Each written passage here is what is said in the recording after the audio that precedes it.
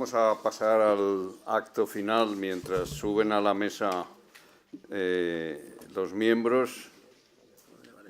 Les cuento que cuando yo creo que muchos años, en los 90, el IBI estaba en la calle Guardia Civil, 23, y el IBIE en la Guardia Civil 22. Y yo estaba preparando oposiciones en verano y era frecuente que llamaran a la puerta y no había nadie en mi instituto y viera una pareja que, confundida con la proximidad de los nombres y de la ubicación, venía y les decía: creo que no venís al IBIE, sino al IBI, que está al otro lado de la calle. La verdad es que desde entonces es admirable la distancia que se ha producido entre las dos instituciones, pero es un reconocimiento de que, empezando en la misma calle y casi a la vez, pues los que valen, la verdad es que elevan y hacen progresar de la manera que nos ha explicado Antonio el desarrollo de su empresa. Bueno, esto...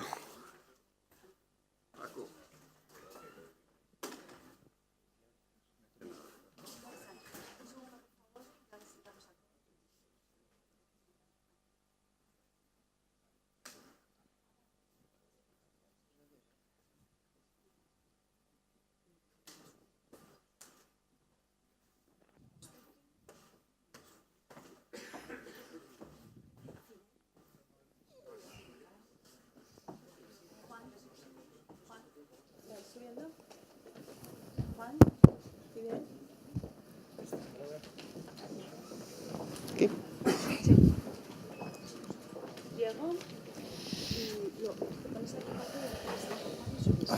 Vale. ¿Se oye este artilugio? ¿Se oye bien? ¿Eso es lo que nos queda de tiempo? No lo sé. Sí. Una de dos.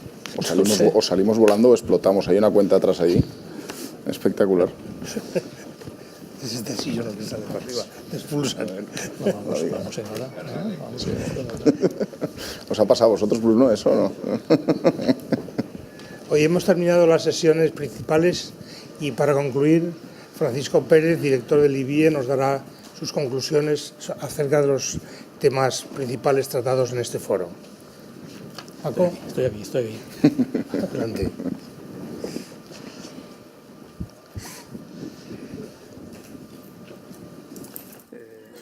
Buenos días. Muchas gracias, Juan. Debo comenzar por confesar un cierto pudor, ¿no?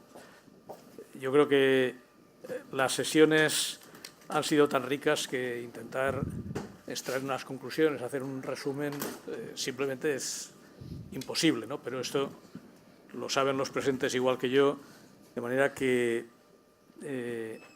lo que voy a hacer es un repaso desde la intención inicial del foro hasta lo que ha acabado siendo en su contenido. Por cierto, desde mi punto de vista, muy rico, y quiero aprovechar la ocasión para dar las gracias a todos y en especial a los ponentes por su participación. Y si debo comenzar por el principio, lo que quisiera decir es que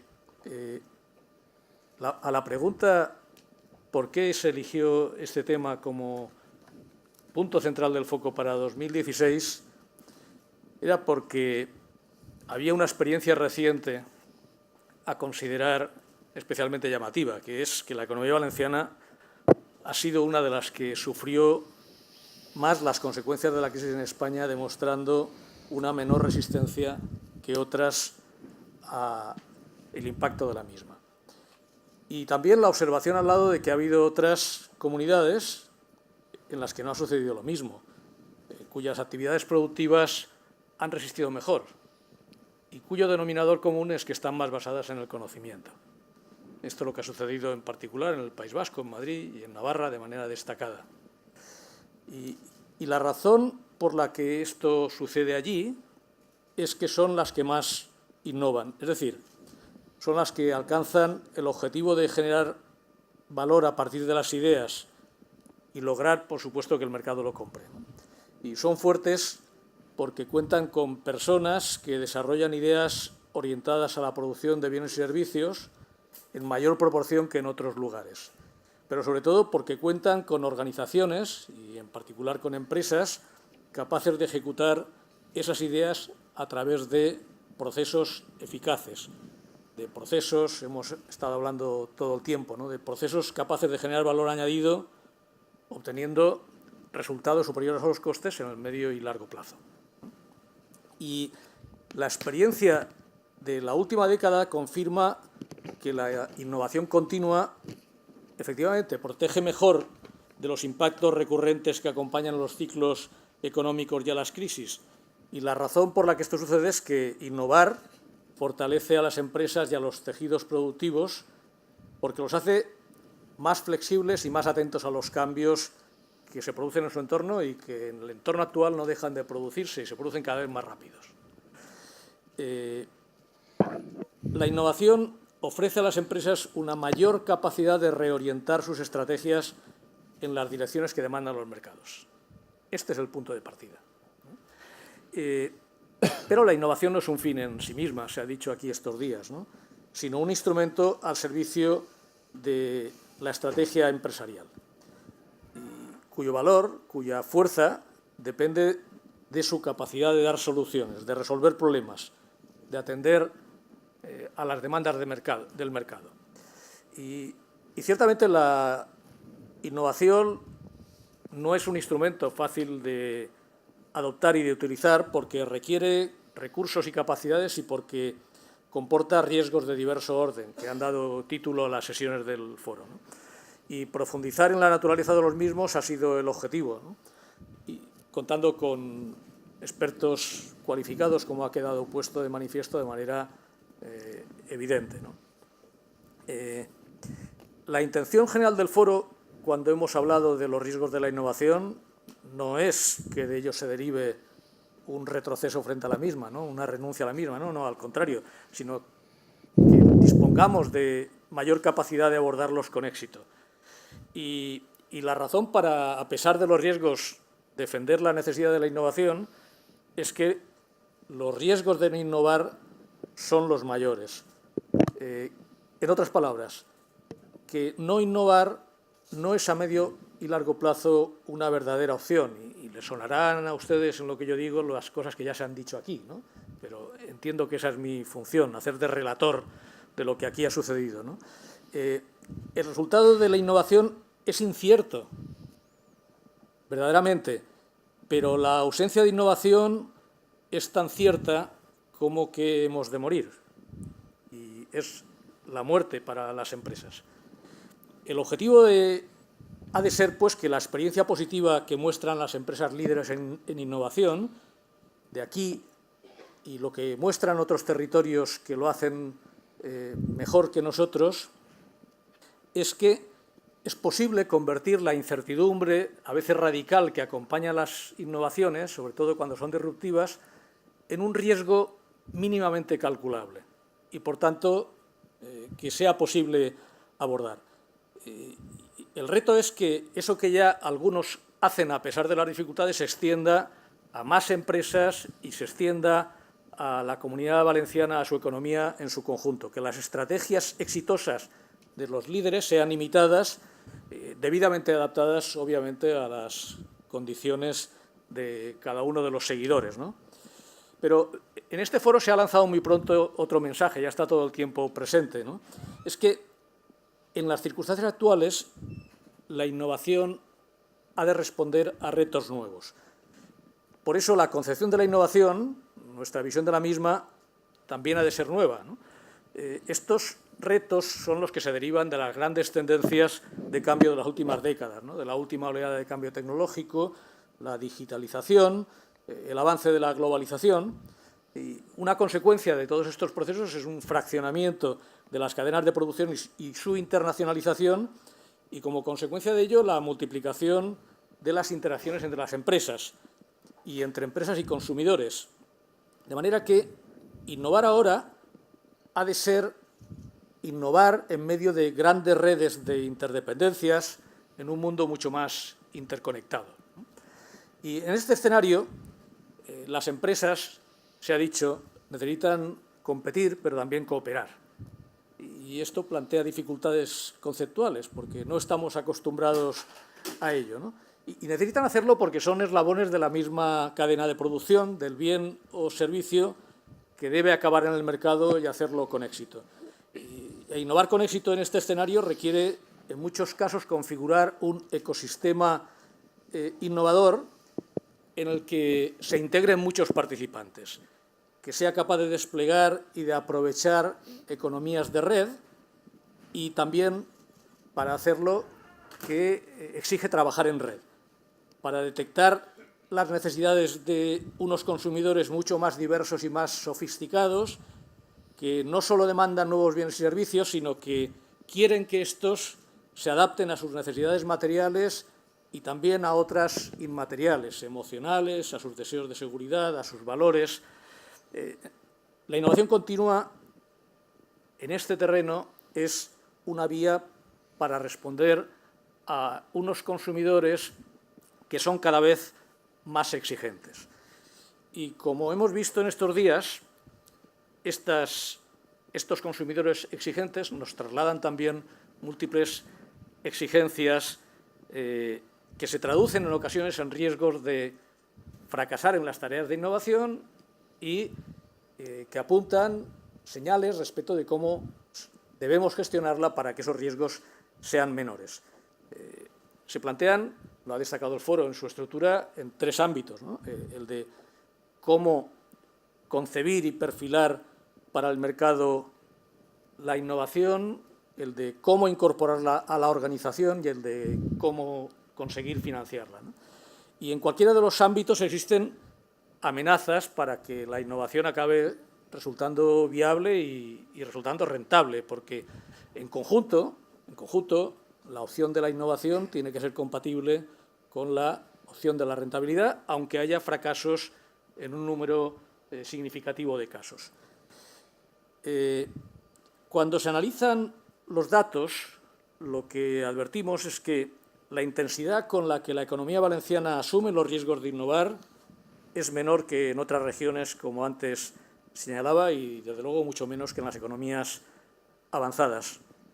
Y no se trata solo, lo hemos visto, lo vimos en la ponencia del primer día, no se trata solo de lo que indica la modestia de la variable o el indicador más utilizado, nuestro gasto en I+D+I, sino las debilidades que muestran un conjunto más amplio de características de nuestra economía que la sitúan en el grupo de lo que la Unión Europea denomina regiones de intensidad innovadora moderada.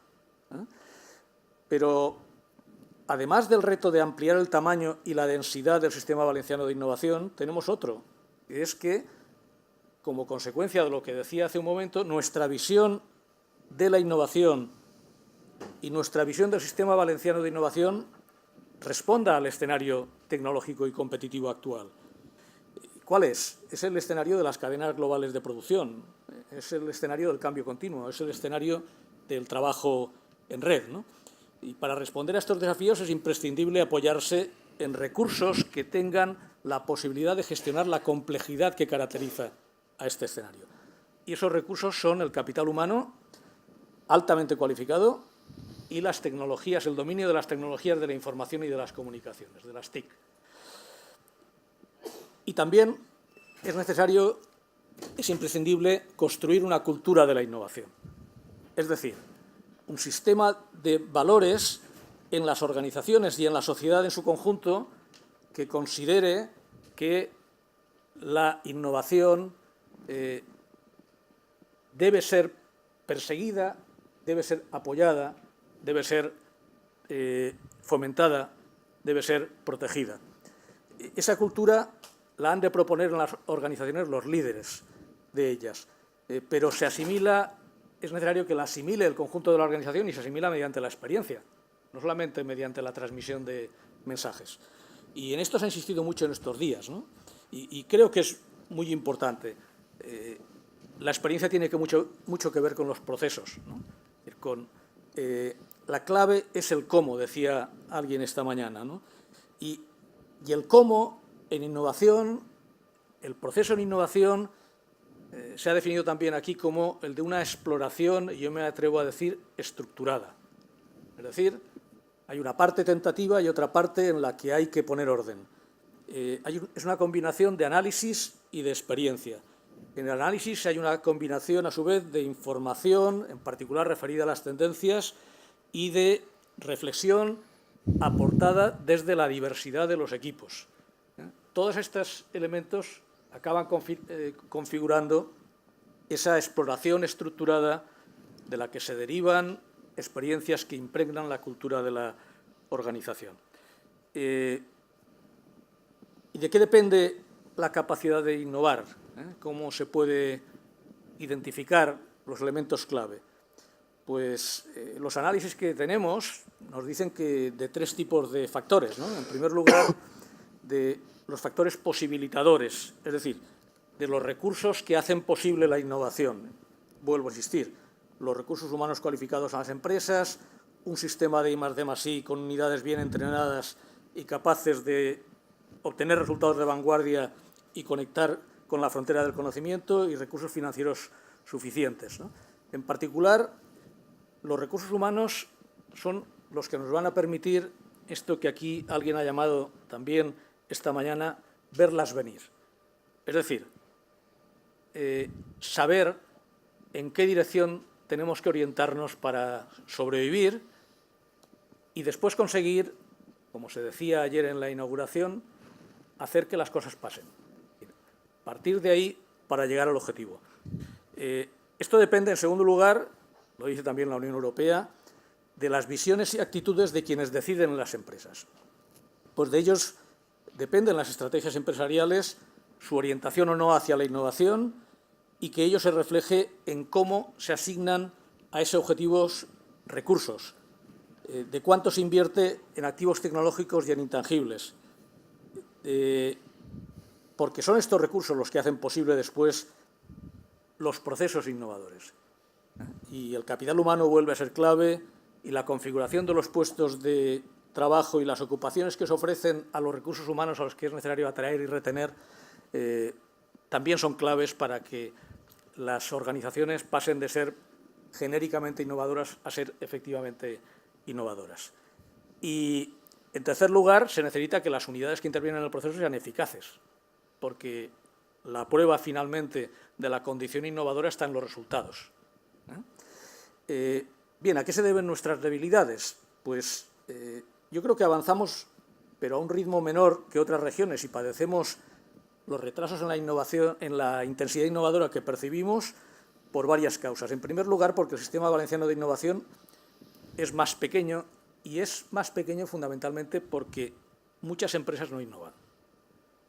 Porque en ocasiones no lo hacen porque sus actividades tienen una orientación muy tradicional, en otros casos porque sus empresarios no contemplan la innovación como una necesidad o no cuentan con los recursos para abordarla.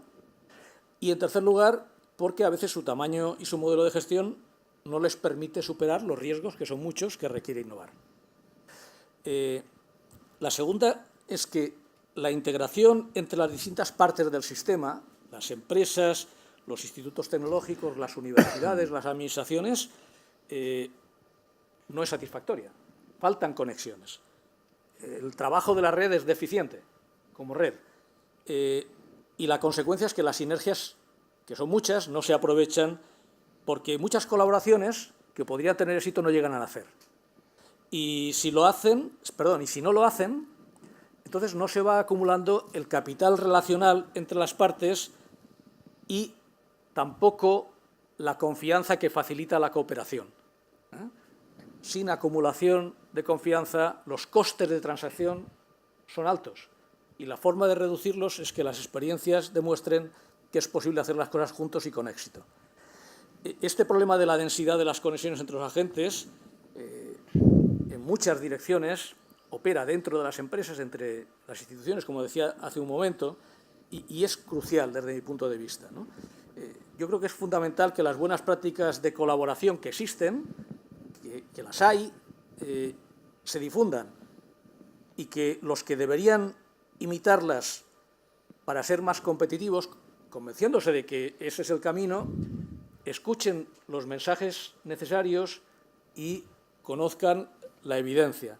Esta mañana, ayer por la tarde, se relataron bastantes casos en los que esto es así, ¿no? Pues yo creo que esta es una de las tareas que tenemos por delante, es difundir estas experiencias. La tercera debilidad es que los recursos públicos para apoyar la innovación son escasos y además son inestables, como también se ha dicho, ¿no? En el momento en el que más se deberían haber sostenido es cuando más han caído, ¿no? Y hay una cuarta debilidad, que es que los instrumentos financieros están poco desarrollados para responder a los problemas que plantea la financiación de proyectos y, en particular, los muy innovadores. Yo creo que las dificultades han quedado patentes en la segunda sesión de esta mañana, ¿no? Bueno, todo esto no quiere decir que no hagamos cosas, en absoluto, no. Hacemos muchas cosas, se hacen muchas cosas, pero, y seguramente hay un cierto punto de injusticia en que los que estamos aquí, que no estamos seguramente en el grupo de los menos concienciados del asunto, estemos, en cierto modo, flagelándonos con nuestras debilidades. Pero no, es necesario que lo que tenemos se expanda sustancialmente.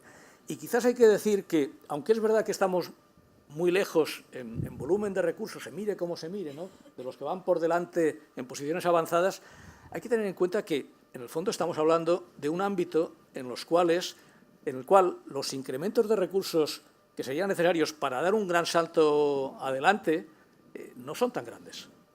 No son tan grandes. No estamos hablando del volumen de recursos que requiere asegurar la viabilidad de las pensiones, ¿no? No, estamos en otro orden de magnitud, ¿no? Y este es un punto que demostraría que en horizontes prudentes en cuanto al incremento de gasto, pero decididos y sostenidos, no hace falta, igual no es bueno crecer al 25% como se creció en unos cuantos años en una trayectoria claramente insostenible justo antes de llegar la crisis. Pero no tendría por qué ser imposible que en un terreno como este se creciera al 5 o al 7 durante un periodo de tiempo más dilatado y se conseguiría en un periodo de tiempo relativamente corto, de una década, dar ese gran salto adelante.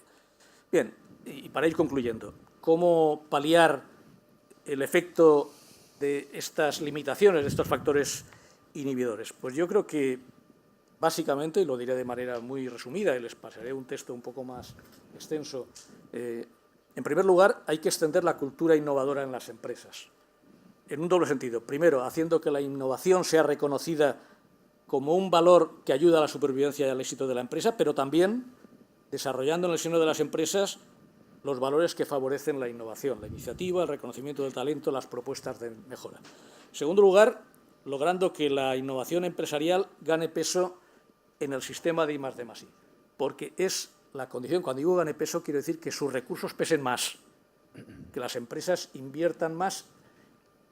Es la condición para que puedan condicionar más lo que las otras piezas del sistema hacen. Las universidades o los centros tecnológicos estarán abiertos a la investigación bajo demanda en un número significativo de casos si los recursos existen. En tercer lugar, el entorno regulatorio tiene que ser favorable a la innovación de todo el sistema y no solo de las grandes empresas. Tiene también que hacer las cosas fáciles a las pymes. Y el marco jurídico tiene que permitir que los riesgos sean asumidos. En cuarto lugar, se necesita apoyo financiero, sobre todo privado, y mucho más diversificado. Yo creo que esto ha quedado de manifiesto muy claramente, ¿no?, con agentes distintos de los tradicionales que tienen que ganar peso en el sistema. Y también yo quiero pensar que podemos aspirar a tener una banca adaptada por alguna vía a una inversión en la que los intangibles pesan mucho más.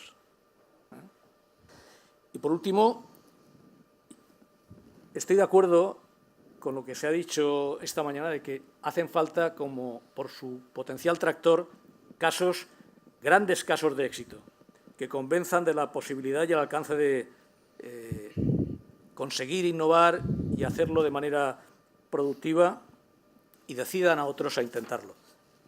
Y poco más, no son tareas fáciles, no son tareas desde luego para un día, pero justamente porque sus resultados se verán a medio y largo plazo es más importante empezar más pronto, ¿no?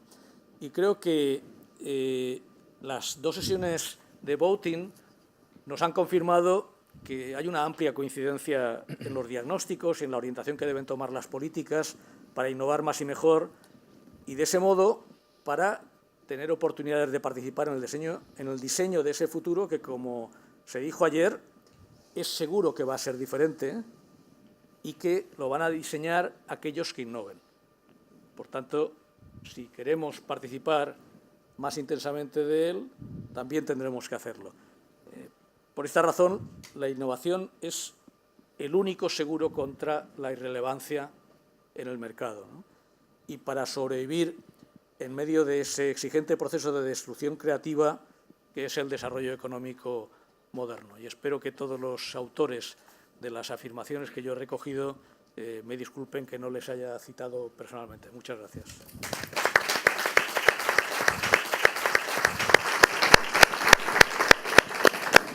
A continuación, me gustaría ceder la palabra a los representantes de los socios de este proyecto, que es el Foro Cañada Blanc, comenzando por Fidel Mayor, de Bankia. Buenas tardes a todos. Desde Bankia queremos, en primer lugar, agradecer a todas las personas que han seguido con verdadero interés las ponencias que aquí se han desarrollado en estas 2 jornadas. En segundo lugar, queremos también destacar, como no, la calidad de los ponentes que han tratado este tema de absoluta actualidad, que es la innovación, de una manera muy amplia, desde el conocimiento que tienen. Y la innovación es un tema en el que Bankia se siente absolutamente implicada y comprometida, porque no cabe duda que debe ser el motor de transformación no solo del conocimiento, sino también de los bienes y servicios, y debe contribuir en gran medida a generar bienestar y también empleo. Agradecer la oportunidad que supone para Bankia colaborar en esta iniciativa desarrollada por el Foro Cañada Blanc como espacio de encuentro y, sobre todo, como espacio de reflexión. Y, por último, agradecer a la organización estas instalaciones, que son el edificio EDEM, Escuela de Empresarios, como marco incomparable para el desarrollo de estas jornadas. Gracias. Ahora, por parte de la London School of Economics, Adam Osterfield. ¿Funciona? Sí. Yo soy el director de mercados globales para London, o como dice mi mujer, el guiri más importante en España. Pero bueno, yo quiero también, después de mis años en España, mejor no interrumpir en la hora de comer, o casi cerca de la hora de comer. Entonces, nada, quiero agradecer a la Fundación Cañada Blanc, especialmente al presidente Juan López Trigo y el director, claro, Luis Aznar, todos los colaboradores de nuestra parte. Tenemos una relación muy larga y estrecha con la Fundación y mucha amistad entre las personas y también las instituciones. Enhorabuena de todas las partes, los miembros de la conferencia, de todos los colaboradores de nuestra parte. En el LSE, en el ámbito de innovación, tenemos 160 exalumnos alrededor del mundo. Yo soy el presidente de los grupos aquí en España y esta gente tenemos en 120 países, pero somos un grupo, núcleo de gente siempre haciendo innovación y cosas interesantes en el mundo, espero. Las cosas de la London que están haciendo ahora los estudiantes que tienen 18, 19 años en nuestro campus en Londres es increíble. Tenemos formación, tenemos premios Nobel, tenemos todo en la LSE. Pero la gente, los jóvenes ahí, nuestros 10.000 estudiantes, están haciendo en el mundo de innovación en paralelo de su formación de capital humano dentro de la universidad. Es increíble. Se puede ver el futuro en el campus de la LSE ahora mismo. Bueno, aparte de eso, también quiero agradecer a la gente aquí de EDEM. Este es un modelo muy interesante en el mundo de negocios, escuelas de negocios, muy aplicada, muy diferente de nosotros, la London, pero también muy interesante y muy útil, creo. Entonces, muchísimas gracias a todos, la parte de la London, y gracias particularmente a ti, presidente, para colaborar con nosotros. Gracias. Muy bien. Por último, Diego Llorente, de la Asociación Valenciana de Empresarios, os dirá sus conclusiones. Ahí en el launching clock pone que quedan 4 minutos, con lo cual no os voy a torturar eso. Alguno tenemos que guardar para ti, ¿no? O sea, no, que para mí nada. Bueno, yo acabo por donde has acabado tú, agradeciendo al proyecto Marina de Empresas que nos acoja aquí, ¿no? AVE se siente parte de este proyecto porque, entre otras cosas, pues nació EDEM en concreto desde aquí. Pero, como siempre digo, hago la broma, el hijo ha superado al padre. En estos momentos podéis ver las instalaciones tan magníficas que tiene. Y como ha dicho Javier Jiménez antes, seguramente dijo Antonio ayer, este no es un proyecto de un grupo de gente, es un proyecto para toda la sociedad valenciana y española. Entonces espero que el que hayamos venido aquí, que para nosotros ha sido muy importante, abra más todo el proyecto a toda la sociedad, ¿no? Yo quiero agradecer también a todos los ponentes y a los moderadores, porque habéis visto que los moderadores no eran moderadores cualquiera, eran todos activos, personas que saben mucho del mundo de la innovación y que se tenían que morder un poco la lengua a veces para no ser ponentes también, pero creo que ha estado muy bien también, ¿no? AVE apoya este foro, el Foro Cañada Blanc, desde hace 3 años porque queremos que pasen cosas importantes en la Comunidad Valenciana y podamos sacar un poquito de cabeza, ¿no? Hemos tenido aquí un debate muy importante, estamos viendo que hay mucho talento, que hay gente muy preparada, ha habido diálogo entre administración, empresa, academia, y esta es la única manera que tenemos de mostrar a la sociedad española que aquí pasan cosas, con lo cual por eso lo apoyamos, ¿no? Y sobre todo, como se ha dicho también en las últimas ponencias, mostrar ejemplos de éxito, ¿no? Estamos muy contentos con la colaboración con todos nuestros socios, pero han nombrado ahora a Luis Aznar también como director, pero también está Pilar Chorén, que trabaja muchísimo, y Ángela, que nos ayuda mucho en la comunicación, y todo el equipo técnico de Marina Empresas, que está allá arriba, que sin ellos no hubiera sido posible. Y yo me llevo 2 conclusiones. Innovar a velocidad, mucha velocidad, pero sin perder de vista que los resultados en el corto plazo es lo que tiene que mandar, ¿no? Porque si no vamos perdidos, como se ha dicho. Que el día a día no nos mate, ¿no? Y luego que innovar lleva riesgos, sí, pero que el peor riesgo de todos es no hacerlo. Con lo cual, no pongamos excusas, trabajemos, innovemos, creemos empresas, actividad empresarial y nada, muchas gracias a todos por asistir. Muy bien. Siempre pasa lo mismo. Cuando habla el presidente al final, le han dicho todo. 1 minuto y medio te queda. Pues entonces iré más rápido, ¿eh? Bueno, simplemente deciros, como hay algún anuncio, sí que tendré que hablar algo. Desde cuando empezamos a concebir este foro, hace ya 4 años, con los socios que desde el minuto 1 han estado con nosotros, AVE, IBIE, la London y Bankia, nos planteamos la creación de un foro en el que se crearan entornos de discusión avanzada sobre temas claves para nuestro futuro y el de nuestra comunidad, invitando a compartir experiencias y conocimientos con gentes del máximo nivel de otras latitudes y longitudes, sacando conclusiones pues cosmopolitas, globales, fuera de localismos y que se puedan extender a cualquier parte, ¿no? De alcance global. Este mismo ánimo rige, por cierto, en otras actividades de la Fundación, tanto en la Cátedra de Pensamiento Contemporáneo como en los programas que hacemos de estética contemporánea con la Universidad de Valencia, de Alicante, y el programa de divulgación de la ciencia básica con la Universidad de Valencia. Del excelente resumen que Francisco Pérez ha hecho, creemos que hemos cumplido con este objetivo, aunque ustedes dirán, ya veremos cómo se nos juzga más adelante. Por otra parte, quería anunciar, me complacer en anunciar de que la Fundación pretende organizar el 4º Foro Cañada Blanc en el 2017, quizá con un enfoque y premisas evolucionados respecto a los actuales, y que ya estamos cuyo tema ya estamos trabajando o está ya avanzado su encaje, ¿no?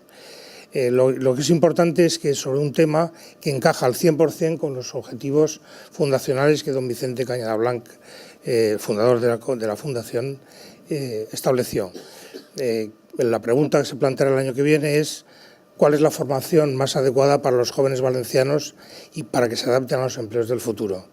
Insisto, esto es 100% coincidente con lo que por lo que la Fundación nació, ¿no?